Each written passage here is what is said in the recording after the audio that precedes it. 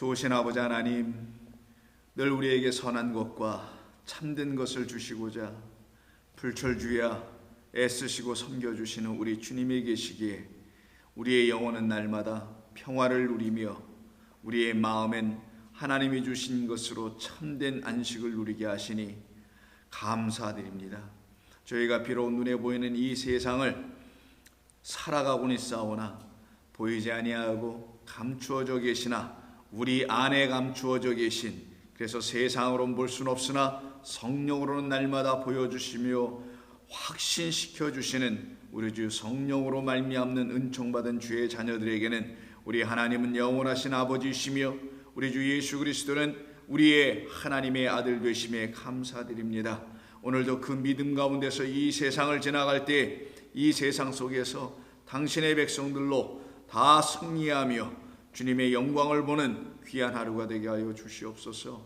예수님의 이름으로 기도하옵나이다. 아멘. 자, 같이 하나님 말씀 나누겠습니다. 계속해서 이사야 50장, 오늘은 7절, 8절, 9절입니다. 이사야 50장 7절로 9절까지입니다. 우리 함께 찾으시고 같이 말씀 봉독하도록 하겠습니다. 주 여호와께서 나를 도우심으로 내가 부끄러워하지 아니하고 내 얼굴을 부싯돌같이 굳게 하였으므로 내가 수치를 당하지 아니할 줄 아노라. 나를 의롭다 하시는 이가 가까이 계시니 나와 다툴 자가 누구냐? 나와 함께 설지어다. 나의 대적이 누구냐? 내게 가까이 나올지어다. 보라, 주 여호와께서 나를 도우시리니 나를 정죄할 자 누구냐? 보라, 그들은 다 옥과 같이 헤어지며 좀이 그들을 먹으리라. 아멘. 오늘 본문 이사야 50장 7절 이하 9절의 말씀을 가지고 우리 같이 또 은혜 받는 시간 되기를 바랍니다. 오늘 본문의 말씀은 우리 어제 같이 나눴던 말씀과 더불어서 계속해서 50장 4절 이하부터 시작되어 11절에서 그치게 되는 하나님께서 당신의 영을 우리 가운데 보내주시는 학자의 혀를 통하여 우리를 깨우치신다고 하셨죠. 그럼 우리가 귀가 열리고 마음이 열리고 눈이 열리고 그리고 결국은 입이 열리는 놀라운 하나님의 하늘이 열리게 됨으로 말미암아 우리가 하나님을 알게 하게 하시는 그 도우심을 우리에게 주시는 것이죠. 그래서 우리가 하나님의 그 도움을 받게 되면 어제 우리가 나눴던 말씀은 첫 번째로 어떤 일이 일어나게 되는가 하면은 하나님을 거역하지 아니하는 일이 우리 가운데 드디어 일어나게 됩니다. 하나님을 거역한다, 패역하다라는 말하라는 말이었다는 것을 여러분이 기억하시라 생각합니다. 하나님을 대적하지도 하지 아니하는 새로운 삶을 살아가게 된다는 것을 말합니다. 그리고 오늘 본문 7절과 8절 이하에서는 그와 같이 우리의 귀가 열려짐으로 말미암아 하나님의 또 다른 도움을 그 귀를 통하여 듣게 되고 알게 되어 정말 그 도움을 받게 되는 성도들로 세워지게 된다는 말씀입니다. 그럼 우리는 어떤 도움을 받게 되는가? 7절 다시 봅니다. 주 여호와께서 나를 도우심으로 라고 말씀하네요. 학자들의 혀를 보내셔서 나를 도우심으로 어떠한 도움이 내게 오는가? 부끄러움이 다 사라지게 되게 된다는 것입니다. 더 이상 부끄럽지 않도록 하나님께서 우리를 도우신다는 것이죠. 전혀 부끄러울 것이 없게 하시겠다라는 것입니다. 그리고 내 얼굴을 부싯돌같이 굳게 하였으므로 내가 수치를 당하지 아니할 줄을 알게 되었다라고 합니다. 결국 성도는 우리 아버지 하나님이 누구이신지를 알게 됨으로 말미암아 아버지 하나님으로 인하여 우리의 모든 수치가 가리워지고 부끄러워하지 아니하는 하나님의 백성으로 다시 삼으시는 그 도우심을 입은 자들로 세워주셨다라는 것입니다. 그런데 이것을 아는 자들에게는, 학자여를 통하여서 이것을 아는 자들에게는 정말 두려워할 일, 그 부끄러움, 그 수치라는 그 두려운 모든 일들이 다 사라져 버리게 됨을 말씀하는 겁니다. 하나님께서 도우시는 것은 바로 그것이죠. 모든 부끄러움과 모든 수치를 더 이상 우리에게 있게 하지 아니하시겠다. 그래서 성도들에게는 더 이상 부끄러울 일이 없게 되는 거고 더 이상 수치당할 일도 없게 되는 하나님의 크신 은혜 안에 살아가는 사람들이 되게 되는 것입니다. 이 세상을 통해서 한번 생각해 본다면 세상 가운데서 살아갈 때 사람들은 부끄럽다라는 말을 종종 쓰기도 합니다. 수치라는 말도 사용하게 됩니다. 그것은 어딘가 들추어지길 원치 않는 자기 안에 있는 또 보여지는 그 어떤 부끄럽고 수치스러운 일들을 놓고서 이야기하죠. 대부분은 생각하기를 못 배운 것을 놓고 또 알지 못하는 것을 놓고 또 못 입고 못 먹고 못 살고 등등 이런 등등의 것을 가지고 세상은 부끄럽다고 수치스럽다라고 합니다. 그러나 하나님께서 말씀하십니다. 바로 그와 같이 이 세상 가운데서 그런 것으로 부끄럽다라고만 생각하고 있는 우리들에게 학자의 혀를 통하여서 정말 부끄러움이 무엇인지 정말 수치스러운 게 무엇인지를 다시 알게 해주더라는 거예요. 그 알게 해줌으로 말미암아 내게 있는 수치라는 것, 내게 있는 부끄러움이라는 것, 달리 말하면 하나님께서 이 온 세상 사람들을 바라보시면서 그들 안에 하나님이 주신 것이 있으므로 더 이상 부끄럽지 않게 하시려고 하시는 그 하나님이 보시는 부끄러움이 있고 하나님이 보시는 또 부끄럽지 않음이 있는 건데, 그것을 내가 이제는 학자들의 혀를 통하여 내 귀가 열리고 하나님을 알게 되니 알게 되었다라는 겁니다. 그러면 우리에게서 있어야 할 부끄럽지 않은 것은 무엇이며 또 우리가 알아야 할 부끄러움은 또 무엇인가라는 것을 오늘 본문이 우리에게 알려주려고 하는 것입니다. 이 세상에서 하나님을 모르는 사람들에게서 부끄러움은 이 육신의 삶을 놓고 경험하고 있는 다양한 차원의 혹은 다양한 종류의 부끄러움과 수치들을 말하기도 합니다. 그러나 우리 예수 믿는 사람들에게 있어서 부끄러움과 수치는 그와 같은 것들이 아님을 비로소 알게 되기 시작하는 것이죠. 우리의 부끄러움은 우리가 어떤 것을 못 먹고 있는가가 부끄러움입니다.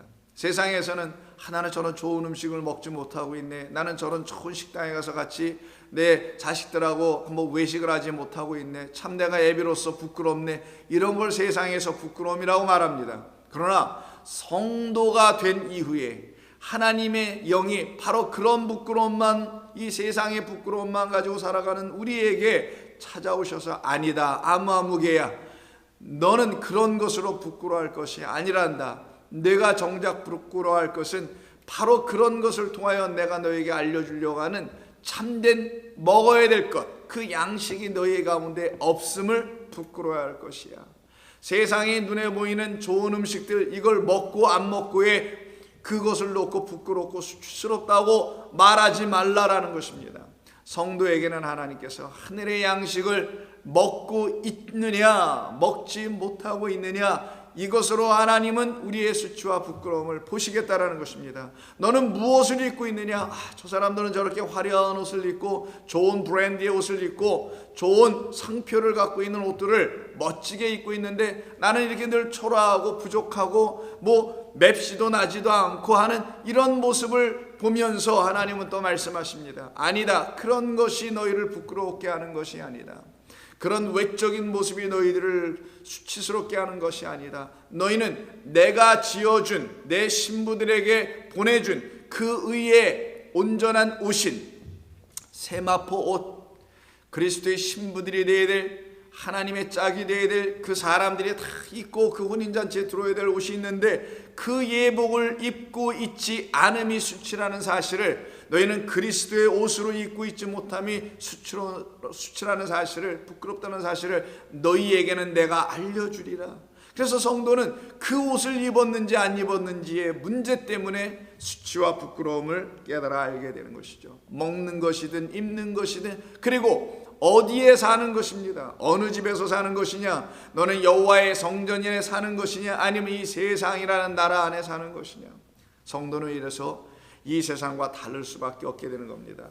눈에 보이는 것들을 가지고 입고 먹고 쉬고 자고 하는 것이 아니라 보이지 아니하시나 우리 성도들에게는 다 들추어 보여져 계시는, 나타나 계시는, 계시된 바 되시는 우리 하나님의 은혜의 생명의 양식과 그 옷과 그 집 안에 거하는 자, 이들이 바로 부끄럽지 않고 수치스럽지 않은 것입니다. 그런데 그와 같은 것을 알지 못한 상태에 있을 때에 그때 하나님께서 우리에게 보내주신 그 학자의 열을 통하여 우리의 영을 깨우쳐 하나님의 말씀을 알아듣게 됨으로 말미암아 하나님이 우리에게 참으로 주시려고 하셨던 것은 그런 양식과 그런 옷과 또 그런 집이었구나 라는 것을 가르쳐 줬어야 하는 것인데 그것을 그렇게 알지 못하고 그저 이 세상에서 살아가는 가운데서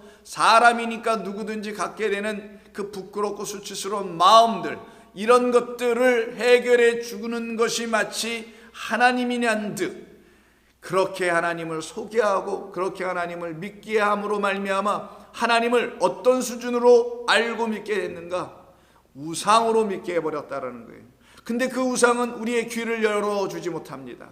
우리를 아침마다 그 말씀으로 깨우쳐주는 그런 존재가 아닙니다. 말할 수 없고 느끼지 못하고 우리에게 들려주지 못하죠. 그런 우상의 지배 아래 있었을 때가 바로 오히려 더 수치스러운 것이었다라는 것을 이사야 45장에서 말씀해 줍니다. 이사야 45장 16절을 보면 우상을 만드는 자들은 오히려 부끄러움을 당하며 오히려 욕을 받아 다 함께 수욕 중에 들어갈 것이다 라고 합니다.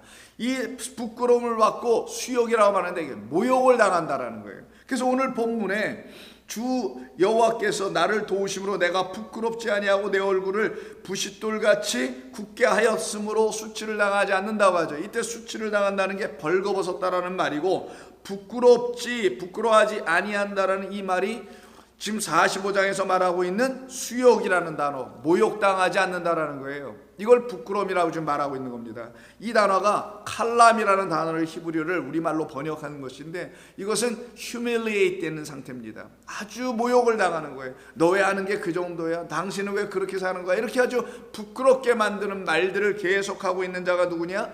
우상이라는 거예요. 우리에 있는 영원한 그 부끄러움을 해결해 주지 못하다라는 것이죠. 내가 먹어야 될 그 영원한 양식을 못 먹고 있는 상태로 계속 만들어주는 자가 누구냐? 우상이었다라는 것입니다. 왜? 말을 못하니까, 들려주질 못하니까, 보여주지 못하니까. 우리가 어떤 옷을 입고 어느 집에서 살아야 하는지 여호와의 그 궁정에 영원토록 거해야 하는 것인데 그 집에 거하지 아니하고 이 인간의 삶이라는 것을 가지고 그 어떤 곳에 거하게 만들어 놓게 하는 그 우상을 말하는 것이죠. 그것을 만들고, 즉 우상을 만든다는 게 뭐예요? 내 안에 우상적 신앙을 만들어가는 것이죠. 그것을 만드는 자들은 다 부끄러움을 당할 것이다. 왜? 여전히 헐벗은 자, 여전히 먹지 못하는 자. 그래서 구제, 하나님의 구제가, 그 엘레모슈네가 절대적으로 필요한 자들입니다. 그게 우리였던 것이었던 것이죠. 그래서 17절에서 말합니다. 45장 17절 이스라엘은 여호와께 구원을 받아 영원한 구원을 얻으리니 너희가 영원히 부끄러움을 당하거나 욕을 받지 아니하리라. 이 영원한 구원의 말씀이 우리 가운데 들어오게 될 때 그때부터 우리는 우리에게 있는 그 영원한 수치, 영원한 부끄러움, 하나님의 양식, 하나님의 말씀을 우리 안에 갖고 있지 못함으로 말미암아 이것도 해봐 저것도 해봐 이것으로 저것으로 우리의 부끄러운 육적 삶의 부분을 해결해 보려고 애를 쓰고 헛된 수고로 이 세상에서 열심히 살아왔던 그 모습. 그러나 이제는 우리는 그런 곳으로 열심히 살아가는 자들이 아니라 하나님이 주신 은혜로 말미암아 우리에게 주어진 이 인생의 시간을 최선을 다하여 열심으로 주 앞에 살아가는 자들로 다 바뀌어져 있는 것입니다. 그들에게 있어서 열심은 주님이 누구이신지를 날마다 알기 위한 열심. 그래서 그들은 먹든지 자든지 무엇을 하든지 주의 영광을 위해서 살아갈 수 있는 그 열심, 하나님의 영광이 내게 비춰주기를 원하는 그 열심의 삶을 살아가게 되어 있습니다. 이와 같이 하나님께서 당신의 백성을 이렇게 세워 나가시길 원하시는 것이었죠. 그래서 이사야 41장에서 11절에 이런 말을 합니다. 보라, 내게 노하던 자들이, 즉 하나님의 백성, 이제는 하나님의 영원한 구원을 우리 안에다 갖고 있는 그 사람들을 여전히 그렇지 못한 자들이 어떻게 하고 있는가? 노하더라는 거예요. 노하던 자들이 수치와 오히려 욕을 당할 것이요 부끄러움을 당할 것이라는 거예요. 이게 칼람입니다. 너와 다투는 자들이 아무것도 아닌 것 같이 될 것이며 오히려 멸망할 것이라. 왜 이렇게 되는가요? 여호와 하나님께서 학자들의 혀를 그 성도에게는 보내주셔서 그를 도와주셨기 때문입니다. 그래서 10절에서 두려워하지 말라. 내가 너와 함께함이라. 놀라지 말라. 나는 네 하나님이 됨이라. 내가 너를 굳세게 하리라. 참으로 너를 도와주리라. 참으로 나의 의로운 오른손으로 너를 붙들리라. 하나님의 진리의 말씀을 오른손이라고 합니다. 그것으로 우리를 붙들어 주실 때에 비로소 이 세상에 하나님을 알지 못하는 거짓된 학자들이 우리를 거짓된 말로 계속 고난 가운데 던지려고 하고 미혹한다 할지라도 네가 찾아도 너와 싸우던 자들을 만나지 못할 것이요 너를 치는 자들은 아무것도 아닌 것 같고 허무한 것 같이 되리니 이는 나 여호와 너의 하나님이 네 오른손을 붙들고 네게 이르기를 두려워하지 말라. 내가 너를 도우리라 할 것입니다.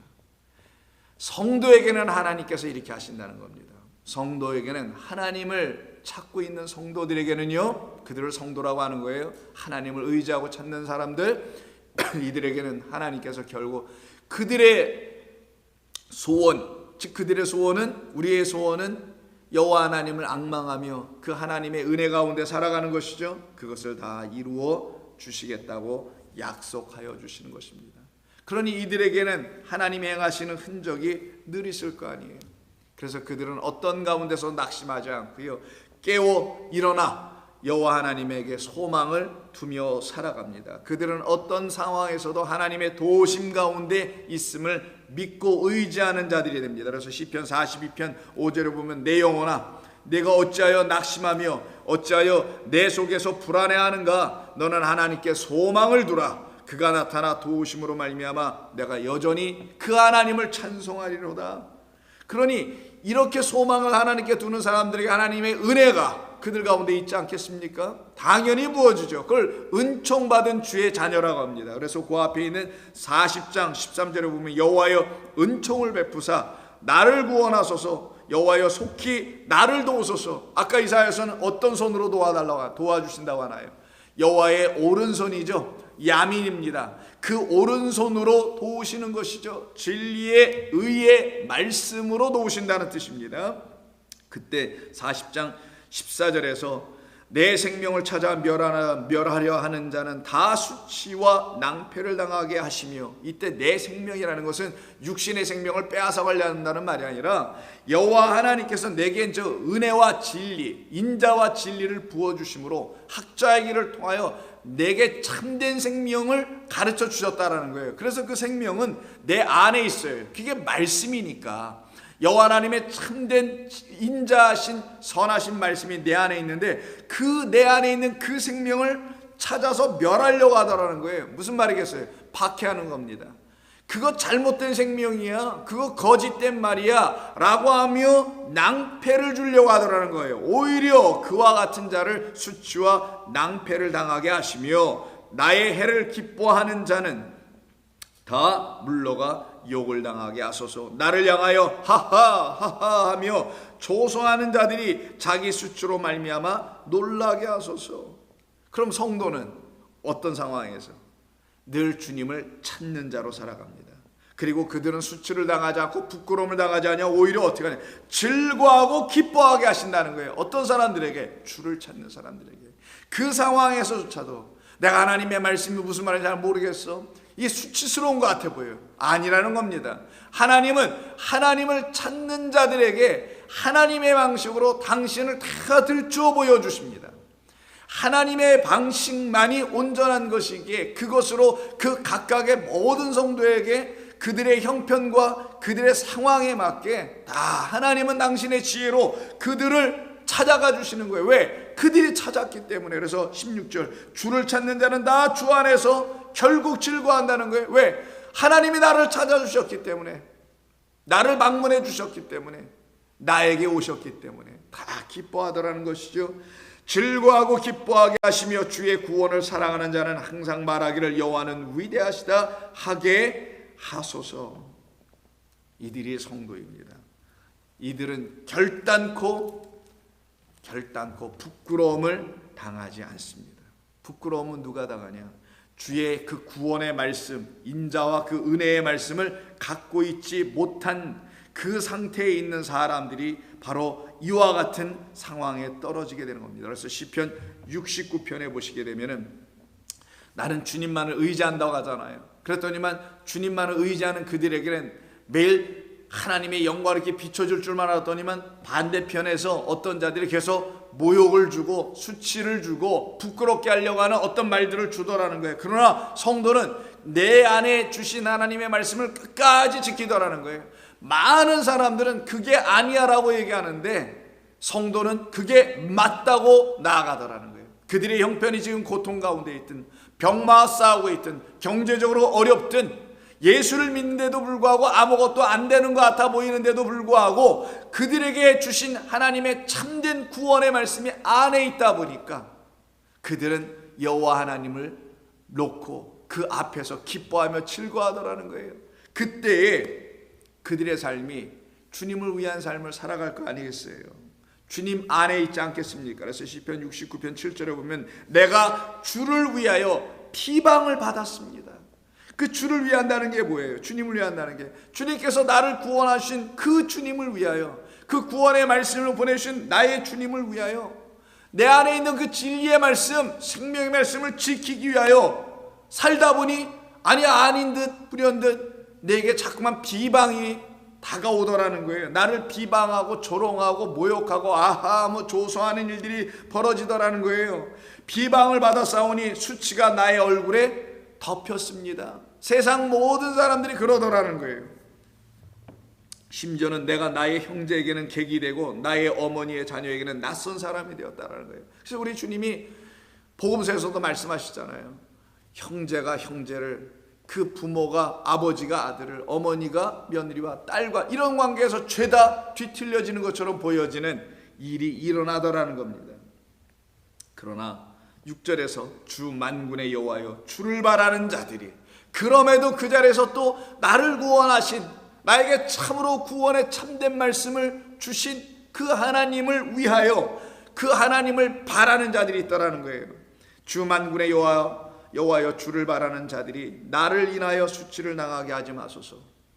많은 사람들이 함께 예수를 믿어가고 하나님을 믿는데 그 중에 내가 하나님을 믿는다는 내가 하나님의 믿음의 온전함이 없게 되는 어떤 말들을 자꾸만 들어서 그것으로 내가 실족하게 된다면 나와 함께 있는 나의 형제자매들이 그 일로 나와 같은 그런 나 같은 부족한 자로 말미암아 수치를 당하는 일이 있어서는 아니 되지 않겠습니까? 그러니 나를 지켜주시고 나를 지켜주심으로 내 옆에 있는 우리 형제와 자매들, 이 공동체를, 주의 백성들을 지켜서 수치를 당하지 않게 해달라고 하는 기도입니다. 주 만군의 여호와여 주를 바라는 자들이 나 때문에 나를 인하여 수치를 당하지 않게 하옵소서죠. 이스라엘의 하나님이여 주를 찾는 자가 나로 말미암아 욕을 당하게 하지 마소서. 이들은, 이렇게 주님을 찾고 있는 자들은 바로 하나님을 구하는 자들이며 이들에게는 하나님께서 날마다 당신의 구원의 진리의 말씀으로 찾아오십니다. 그래서 13절에서 여호와여 나를 반기시는 때에 내가 주께 기도하오니 하나님이여 많은 인자와 구원의 진리로 내게 응답하소서. 그러면 이렇게 기도하고 있는 성도들에게는 하나님께서 구원을 주시는 그 인자의 말씀, 영원한 사랑의 언약의 말씀 그 자체가 진리인데 그것으로 응답해 주실 거 아니겠어요? 그것으로 이렇게 부르실 거 아니겠어요? 그것으로 초대하시고 그 말씀으로 그들을 먹이시고 그 말씀으로 그들을 입히시고 그 말씀으로 그들에게 새로운 집을 지어주실 거 아니겠냐고요. 그래서 그들이 하나님의 말씀이 되고 하나님의 거룩한 성전이 되어 가는 거거든요. 그들을 놓고 하나님의 거룩한 신부, 내 옷을 입은 자, 더 이상 벌거벗음으로 수치스러운 자가 아니요 입음으로 영광의 백성이라는 것을 알려주는 이야기입니다. 이렇게 우리 주님께서 이 일을 이루시기 위해서 이 땅에 오셔서 하나의 비유로 마태복음 21장에 22장에 이렇게 말씀하시죠. 천국 혼인잔치에 대한 비유인데 혼인잔치를 마련하고 다 사람을 불러보았더니만 죄다 안 온다고 하네요. 그래서 내거리에 나가서 종들에게 명하여 거기 가서 새로운 사람들 불러오라고 합니다. 그때 많은 사람들이 들어와요. 들어올 때 보니까 어떠한 한 사람이 좀 특이한 사람이 한 사람 앉아 있네요. 그 사람을 보니까 22장 11절에서 임금이 손님들을 보러 들어갔어요. 거기서 예복을 입지 않은 한 사람이 거기에 떡하니 앉아서 그 혼인잔치의 신부의 자격으로 들어왔다라는 거예요. 그때 그 왕이, 이 혼인잔치를 준비해줬던 그 왕이 그에게 말합니다. 이르되 친구여, 어찌하여 예복을 입지 않고 여기에 들어왔느냐? 신부는 신부다운 옷을 입어야지 신부인지를 신랑이 알아볼 거 아니겠어요? 그래서 신부는 여러분 결혼식을 할 때 보면은 하얀 그 면사포를 입고 그 신부로 신랑 옆에 서 있지 않습니까? 근데 그 결혼식장에 만약에 신부라는 어떤 사람이 그 신부의 옷인, 그래서 신랑이 딱 한눈에 딱 알아보고 그 하객들도 아유 저 사람이 신부구나, 한번 신부 한번 얼굴 좀 보자 해서 신부가 저 사람인 걸 금방 알 수 있는 그 옷을 입고 있는 거잖아요. 그런데 여기는 전부 다 신부들만 들어오는 그 혼인잔치인데 어떤 사람이 신부가 아닌, 신부라는 것을 알려주지 못하는 옷을 떡하니 입고 앉아있더라는 거예요. 그래서 당신은 누구요? 라고 묻고 있는 상황입니다. 어찌하여 예복을 입지 않았느냐? 여기 그리고 어떻게 들어왔느냐? 라고 묻게 됩니다. 그때 그가 아무 말도 못하거늘, 못하고 아무 말도 못하는 건 또 뭡니까 이게? 여기서 이 아무 말도 못한다는 말이 뭐겠어요? 말할 어떠한 말도 그 안에 그에게 있지 아니하였다라는 표현입니다. 무슨 변명을 할 수 있겠죠. 제가 뭐 바빠서, 뭐 이런저런 이유로 인해서 그 예복을 못 입고 다른 예복을 대신 입고 왔다라든가 뭐 이렇게 변명을 할 수 있는 건데 여기 전혀 아무 말도 못했다는 말이 무슨 말이겠냐고요. 그에게는 그 왕이 준 옷, 그 왕이 준 말, 그 왕이 준 집, 그 왕이 준 그 양식이라는 것을 안에 하나님의 거룩한 구원의 말씀으로 갖고 있지 못하니 먹어보지도 못하고 입어보지도 못하고 신어보지도 못하고 그 집에서 자보지도 못한 사람이라는 거예요. 그가 지금 이 집에 들어와 있다라는 거죠. 그럼 어떻게 됩니까? 자격 없는 자. 그래서 임금이 그 사환들에게 말하되 그 손발을 묶고 바깥 어두운 데에 내 던지라. 거기서 슬피우며 이를 갈게 되리라. 이게 부끄러움입니다. 청함을 받았지만 택함을 받지 못한 이 상태가 부끄러움이라는 거예요. 이 부끄러움, 이 사람이 바로 하나님의 말씀을 갖고 있지 못한 그 사람이었다라는 거예요. 어떤 말씀? 세상은 다 이렇게 말하는데 하나님은 우리에게 그거 아니다 라고 이렇게 말씀하시는 그 하나를 갖고 있는 자이죠. 그들이 바로 하나님의 거룩한 신부인 것입니다. 그래서 우리 주님께서 누가복음 9장 26절에서 이런 말씀을 하시죠. 25절부터 읽으면 더 좋겠네요. 사람이 만일 온 천하를 얻고도 세상이 말하는 걸 다 얻었다는 거예요. 자기를 잃든지 빼앗기든지 하면 무슨 유익이 있으리요?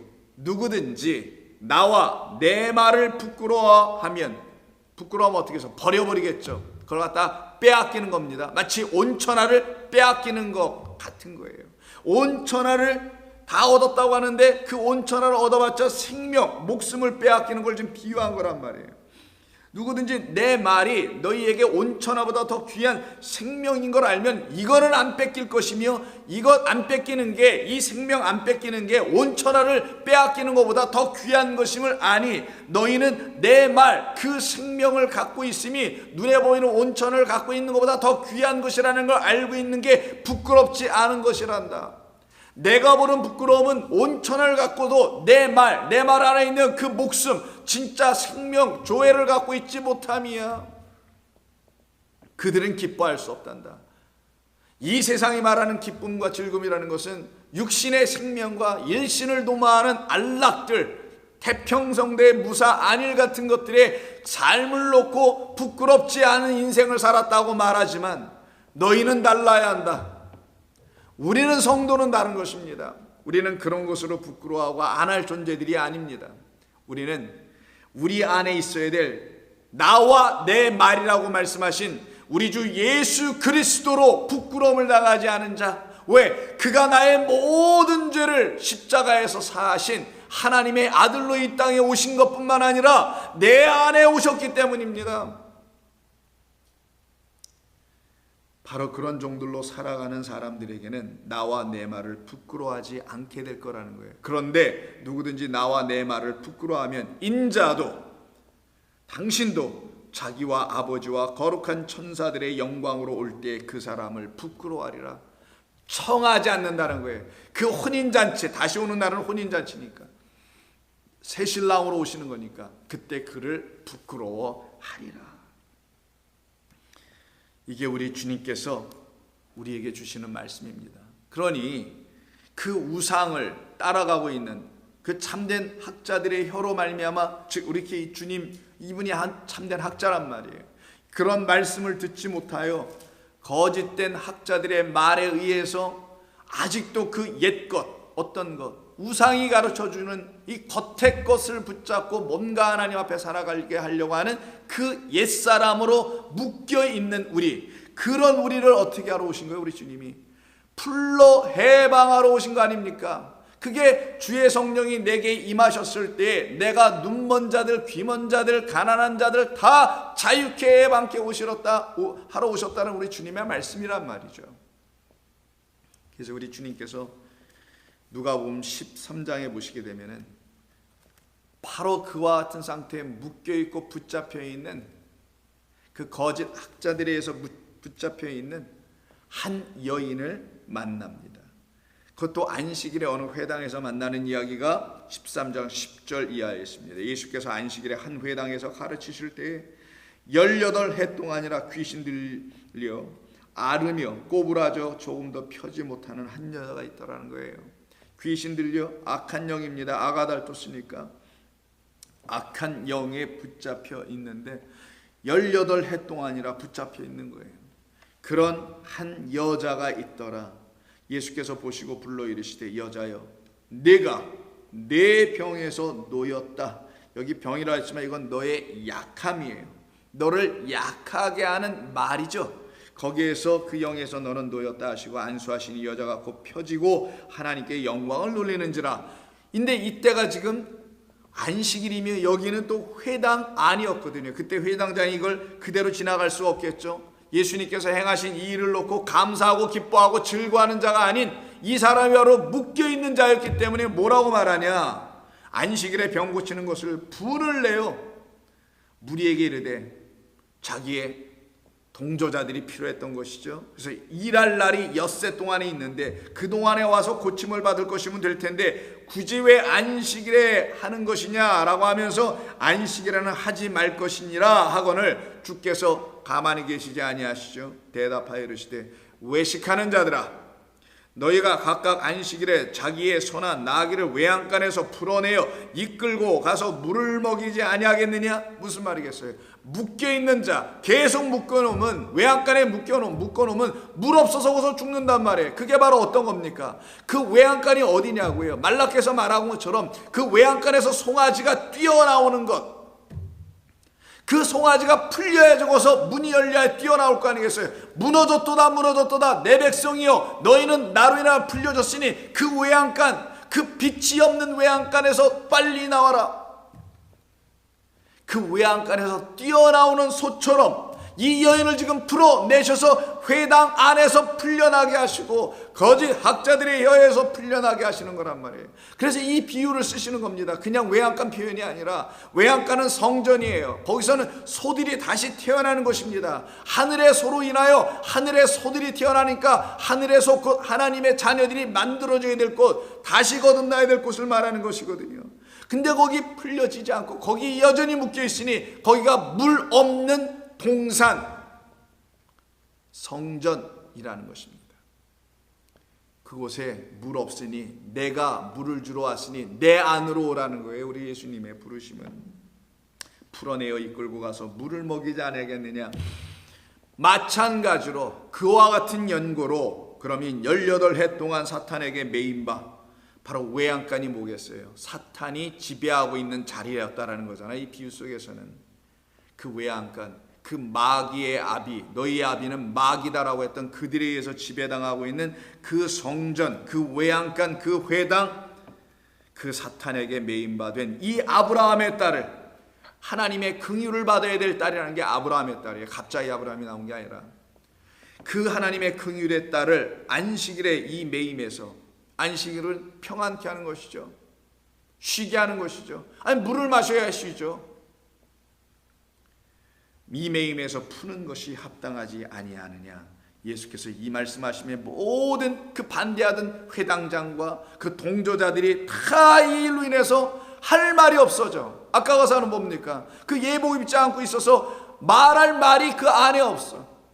나는 이런 예복 주신 하나님이 너무나 감사합니다. 이 예복은 그리스도로 말미암아 내게 주신 그 속옷과 겉옷입니다. 이런 할 말이 너무 많아야 되는데 그 진리의 은혜의 말씀이 하나도 없어가지고 말할 게 없어. 말할 게, 변명할 여지가 없다라는 말이 아니라 참된 진리의 말씀을 갖고 있지 못하다라는 거예요. 그래서 예수께서 이 말씀하시며 모든 반대하는 자들은 전부 다 부끄러워하더라는 거예요. 할 말이 없어서. 그들이 내놓는 말은 이 진리의 반대편에 있는 비진리 거짓의 말만 갖고 있었기 때문에 그 말로는 이 맹인자들을 풀어낼 수가 없음이었다는 거고, 그 말을 누가 줬느냐? 옛뱀, 용, 마귀, 사탄이라고 하는 자가 주는 거죠. 그게 거짓된 학자의 입입니다. 부끄러워하고 나머지 온 무리는 그 여인, 18해 동안 묶여있던 그 여인, 풀려난 그 여인을 필두로 나머지 모든 사람들은 어떻게 돼요? 오히려 그가 아시는 일, 어떤 일? 우리 주 예수께서 이 땅에 오셔서 나를 풀어내시는 일, 그 나귀 풀어갖고 와라. 내가 그를 타고 내가 들어가리라. 바로 더 이상 이 세상이 주는 헛된 멍에에 짐을 메고 있는 자, 그 나귀가 아니라 멍에 매지 않고 예수께서 올라타 버리시는, 당신의 멍에 함께 메고 들어가길 원하시는 그 우리 주님이 하시는 일. 그래서 우리가 그가 하시는 모든 영광스러운 일을 놓고 이들은 어떻게 해요? 기뻐하리라. 부끄러움이 이젠 더 이상 부끄러움이 아니게 하게 하시는, 우리 안에 참된 하나님의 영광인 성령이 부어주심으로 말미암아 우리를 묶어놨던 모든 죄악의 사슬에서 우리를 끊어내시고 하나님을 알지 못하게 하는 그 모든 것을 죄라고 하는 거예요. 그 하마르티아 상태에 있는 우리를 하나님의 영광의 독사의 자리로 넘겨버리시는 이 놀라운 일을 경험한 사람들은 전부 다 기뻐합니다. 나와 같은 부끄러운 자를, 나와 같은 수치스러운 자를, 이 세상에서도 부끄러운 일 많았고 이 세상에서도 수치스러운 일이 많았고 인생을 통하여, 삶의 궤적을 통하여도 부끄럽고 수치스러운 것이 한없이 많은, 그래서 겉으로 인생을 나를 바라보는 모든 사람들에게 나는 여전히 부끄럽지만 그런 나를 하나님께서 불쌍히 여주셔서 그 부끄러운 곳에 계속 매이게 하지 아니하고 거기서 나를 끌어내어 하나님의 은혜의 말씀 안에서 나를 다시 빚어내어 주심으로 내 안에 하나님의 은혜가 있으니, 내 안에 하나님의 영광이 있으니 나는 속으로는 부끄럽지 않습니다. 나는 속으로는 오히려 주님 나를 살려내시고 그런 나를 은혜로 덮으시고 신부 삼아주시고 짝 삼아주시고 친구 삼아주시고 벗 삼아주시고 나를 하나님의 아들이라 불러주신 나의 주님으로 나는 오히려 기뻐하리라. 여러분이 이렇게 살고 있는 성도들이야 합니다. 성도는 바로 그것이 능력이에요. 성도에겐 그런 것이 힘입니다. 그런 것이 자랑입니다. 그래서 우리는 부끄러움이 자랑이 아니요 주의 행하심이 기쁨으로 그것을 자랑으로 여길 수 있는 성도로 완전히 바뀌어지게 되는 인생을 살아가는 것입니다. 그럼 이들에게 이와 같은 일들은 어떠한 연유로 이렇게 일어나게 된 것인가? 더 이상 부끄럽지 않게 된 이유가 무엇일까? 오늘 본문에서 말씀하고 있는 것처럼 주께서 나를 도우셨기 때문에 나는 수치스럽지도 않고 내 얼굴을 부싯돌같이 굳게 하였으므로 내가 더 이상 수치를 당하지 아니한다는 그 도우심이 도대체 어떤 도우심이었기 때문에 이와 같은 일을 성도는 경험하며 성도는 감사하며 살아갈 수 있게 된 것인가? 그것을 다음 8절에서 말합니다. 단 하나의 이유였다라는 거예요.